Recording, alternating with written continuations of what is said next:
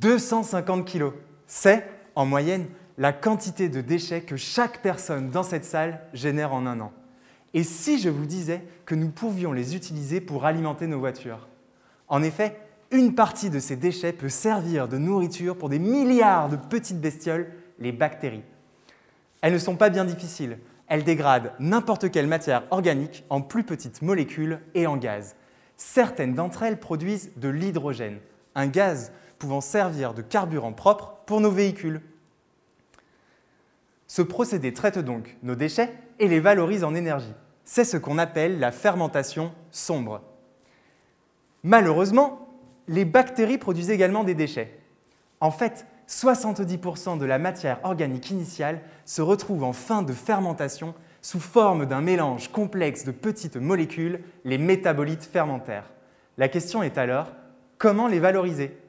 Voilà le sujet de ma thèse, utiliser ces déchets bactériens comme source de nourriture pour la croissance de microalgues. Seulement voilà, les microalgues sont difficiles.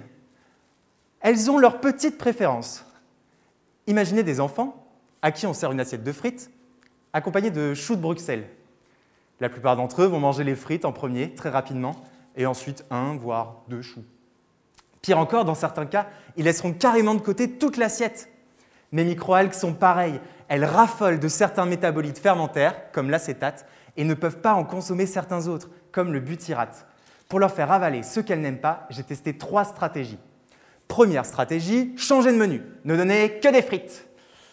C'est en théorie faisable, en pratique peu envisageable. Je suis obligé de composer avec ce que me fournissent les bactéries. Deuxième stratégie, changer de recette. L'idée, c'est de masquer les choux de Bruxelles sous une montagne de fromage, par exemple. Je cultive donc mes algues en présence des métabolites. Je change quelques paramètres opératoires, j'ajoute un peu de lumière et j'observe comment mes algues croissent. Résultat, cela fonctionne plutôt bien. Les algues consomment ce qu'on leur donne, mais encore trop lentement.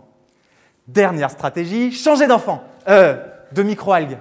Car oui, il y a bien des gens, assez bizarres selon moi, qui adorent les choux de Bruxelles. J'ai donc cherché ces microalgues un peu bizarres, capables de consommer l'intégralité des métabolites fermentaires.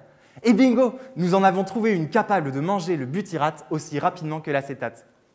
Mais au fait, pourquoi cultiver des microalgues? Eh bien, leur avantage, c'est qu'elles ne font quasiment pas de déchets finaux.